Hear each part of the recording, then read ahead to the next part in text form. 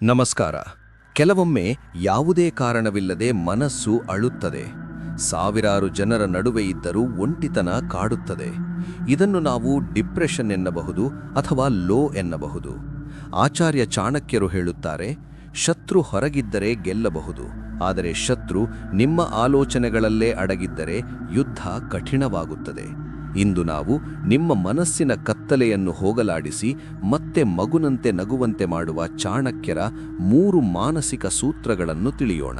ಮೊದಲಿಗೆ, ಸಣ್ಣ ಹೆಜ್ಜೆಗಳ ಶಕ್ತಿ, power of small wins.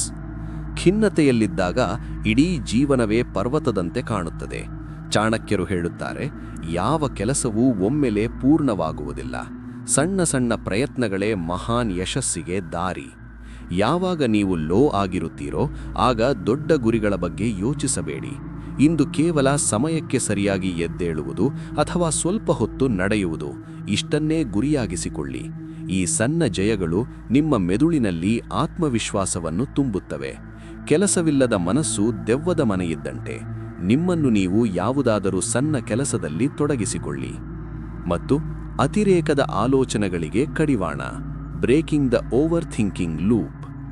ಖಿನ್ನತೆಗೆ ಅತಿದೊಡ್ಡ ಆಹಾರವೆಂದರೆ ಅತಿಯಾದ ಆಲೋಚನೆ, ಓವರ್ ಥಿಂಕಿಂಗ್. ನಡೆದ ಹಳೆಯ ಘಟನೆಗಳನ್ನು ನೆನೆದು ಕೊರಗುವುದು ವ್ಯರ್ಥ. ಚಾಣಕ್ಯನ ಪ್ರಕಾರ, ಹೋದದ್ದರ ಬಗ್ಗೆ ಪಶ್ಚಾತ್ತಾಪ ಬೇಡ, ನಡೆಯದಿದ್ದರ ಬಗ್ಗೆ ಚಿಂತೆ ಬೇಡ. ವರ್ತಮಾನದಲ್ಲಿ ಬದುಕುವುದು ಕಲಿಯಿರಿ. ನಿಮ್ಮ ನೋವುಗಳನ್ನು ಒಬ್ಬರೇ ನುಂಗಬೇಡಿ. ಚಾಣಕ್ಯರು ಯಾವಾಗಲೂ ಮಂತ್ರಿಗಳ ಸಲಹೆ ಪಡೆಯುತ್ತಿದ್ದರು. ಹಾಗೆಯೇ ನೀವು ನಿಮ್ಮ ಆಪ್ತರ ಜೊತೆ ಅಥವಾ ತಜ್ಞರ ಜೊತೆ ಮನಸ್ಸು ಬಿಚ್ಚಿ ಮಾತನಾಡಿ. ಮಾತು ಅರ್ಧ ನೋವನ್ನು ಕಡಿಮೆ ಮಾಡುತ್ತದೆ. ಮತ್ತು ಪ್ರಕೃತಿ ಮತ್ತು ಅಧ್ಯಾತ್ಮದ ಒಡನಾಟ, healing through nature and soul. ಖಿನ್ನತೆಯಿಂದ ಹೊರಬರಲು ಕೇವಲ ಮಾತ್ರೆಗಳು ಸಾಕಾಗುವುದಿಲ್ಲ, ಅಲ್ಲಿ ಮನಸ್ಸಿನ ಬದಲಾವಣೆ ಬೇಕು. ನಿಸರ್ಗದ ಜೊತೆ ಸಮಯ ಕಳೆಯಿರಿ.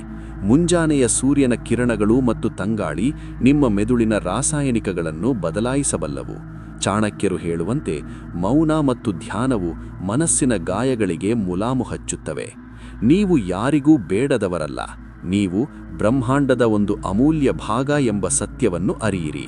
ನಿಮ್ಮ ಶಕ್ತಿ ನಿಮಗೆ ತಿಳಿಯದಷ್ಟು ಅಪಾರವಾಗಿದೆ. ರಾತ್ರಿ ಎಷ್ಟು ಕಪ್ಪಾಗಿದೆಯೋ ಸೂರ್ಯೋದಯ ಅಷ್ಟೇ ಹತ್ತಿರದಲ್ಲಿದೆ ಎಂದರ್ಥ. ಖಿನ್ನತೆ ನಿಮ್ಮ ಅಂತ್ಯವಲ್ಲ, ಅದು ಒಂದು ಸಣ್ಣ ವಿರಾಮ ಮಾತ್ರ. ಎದ್ದು ನಿಲ್ಲಿ, ಜಗತ್ತು ನಿಮಗಾಗಿ ಕಾಯುತ್ತಿದೆ. ನೀವು ಅಥವಾ ನಿಮ್ಮವರು ಇಂತಹ ಪರಿಸ್ಥಿತಿಯಲ್ಲಿದ್ದರೆ ದಯವಿಟ್ಟು ವೃತ್ತಿಪರರ ಸಹಾಯ ಪಡೆಯಲು ಹಿಂಜರಿಯಬೇಡಿ. ಈ ವಿಡಿಯೋ ನೋವಿನಲ್ಲಿರುವ ಕನಿಷ್ಠ ಒಬ್ಬ ಗೆಳೆಯನಿಗಾದರೂ ಶೇರ್ ಮಾಡಿ ಅವರಲ್ಲಿ ಭರವಸೆ ಮೂಡಿಸಿ. ಸಬ್ಸ್ಕ್ರೈಬ್ ಆಗಲು ಮರೆಯಬೇಡಿ. ಧೈರ್ಯವಾಗಿ ಬದುಕಿ. ಇದು ನಾನು ಚಾಣಕ್ಯ.